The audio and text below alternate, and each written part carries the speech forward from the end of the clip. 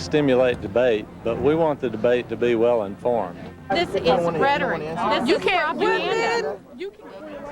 A pro-life group brings pictures of bloody fetuses and lively debate to the University of Louisville. Good evening, I'm Don Schroeder. Elizabeth Woolsey has tonight off. The display tours campuses across the country. Chris Turner listened in on the debate this afternoon, and it's one that will have a more familiar ring to it for Louisville area residents. He has the story live tonight from U of L. Chris?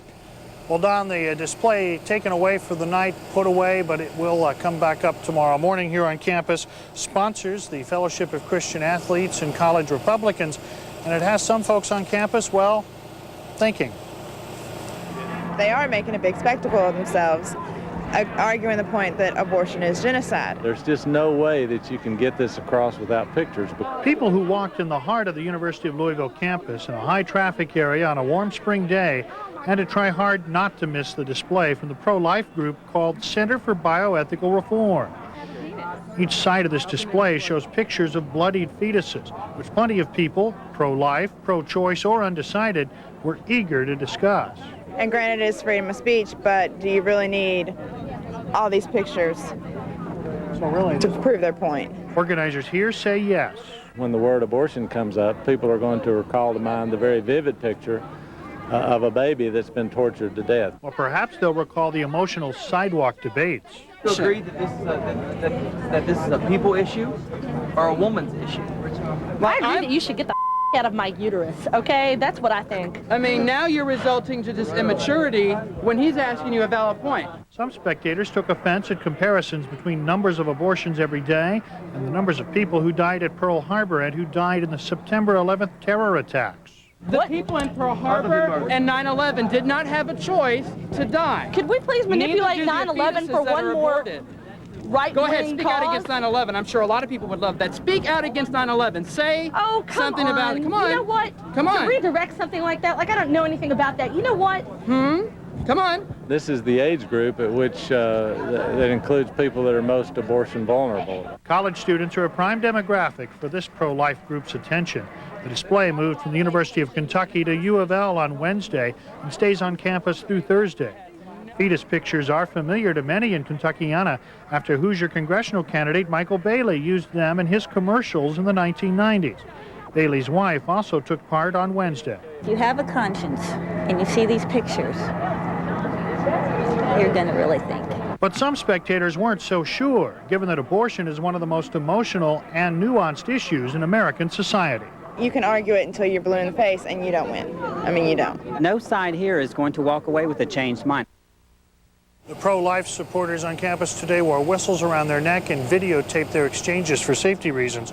Pro-choice supporters hung banners and protested nearby, and at least 4 campus police officers watched from a distance those officers to be there tomorrow as well. Live from the University of Louisville, Chris Turner, Fox 41 News.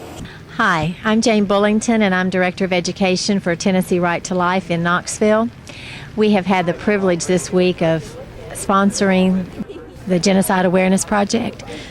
I am thoroughly convinced that this is the avenue most effective right now for reaching students who are at the university age level. We have been able to talk to so many kids this week, those who are very adamantly pro-abortion and have come across over here to yell at us and point their finger and scream.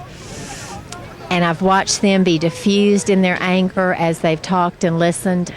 I've seen them stand 30, 45 minutes to an hour just shooting back all the lies that they've been told their whole life and have each one of those lies diffused. And when they leave, they may not be pro-life, but they are open to the idea and they're willing to think about it. We've also had a lot of closet pro-life students come by and say, thank you for coming. We really appreciate what you've done, and we really needed to know that somebody else cared. If you have an opportunity to visit a GAP project, I urge you to do so. If you have the opportunity to participate in one, I tell you, you'll never be the same.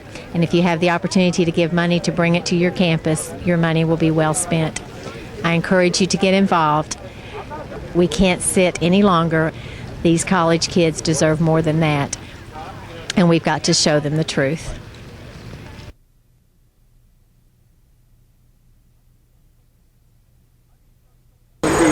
I mean,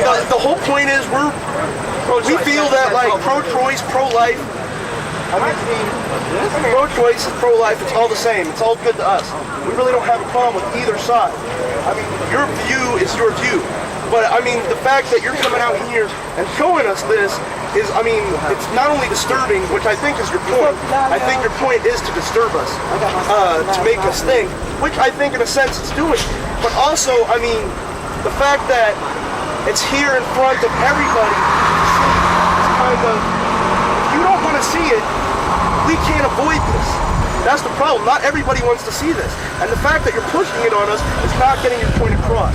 I mean, when we're like, it's making me shut down. When you're like, hey, abortion is wrong, that's fine, I'll listen to you. But if you're like, abortion is wrong, and then show me a picture of a fetus head, I'm like, oh my God, what the hell's your problem? And I'm not going to listen. I mean, that's all we're trying to point. We're trying to say that we're not going to. Because these guys are smart. These guys, I mean, you guys are opening conversation. And whether you like it or not, it's opening your mind. And I mean, that's what campus living is all about. You guys are like, going to class, I'm here to learn. Let me tell you what, you're learning right now. You're learning. You're hearing two sides of the story. You might like it, not like it, you might not love it. You might hate calculus, but damn it, you still go, right? That's what you guys are here for. But the point is, these guys are thinking. And I'm liking it. I'm liking the open discussion, you know, and I mean, I really don't like these pictures, but damn it, I wouldn't be here otherwise. I'd be in my room asleep, and I think every last one of you would be too. So, I mean, give the guys their credit where credit is due. They're not stupid. Folks, here's a request. Folks, listen, folks, here's a request. All day long, people have stood on this sidewalk and expressed differing points of view in a civilized way, and there has been no shouting. And people, hang on just a second. Hang on just a second. And they haven't called one another names. And in the marketplace of ideas, which the university is supposed to be about, that's a healthy process. All we're asking is, let's disagree with one another in a civilized way.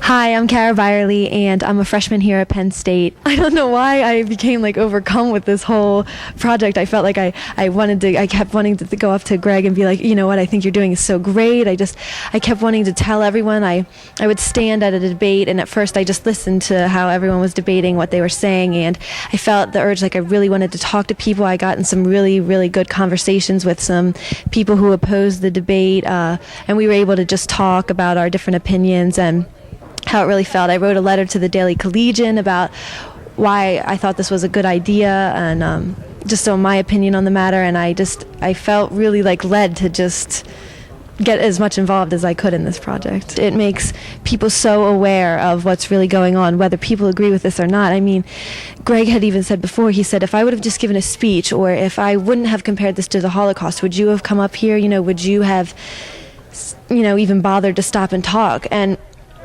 in reality, no. The whole campus was, this whole week, I think, was this whole project just was the talk of the campus. Like, you can't get away from it. Everywhere you look, people are talking about this abortion, whether it's right, whether it's wrong, about the pictures. It leads into millions of discussions, and it just, the fact that people are so shocked, people are so angry or so for it, like I became overcome with this that I had to, you know, be around it all the time. I think either way, it just brings so many people. Greg said that it would start off as a discussion about the pictures, but he would actually be able to really speak to people about abortion, and I think people really sat down and thought about this then, you know, whether they were angry at first or happy at first, they were able to go away from it and really think about what was going on.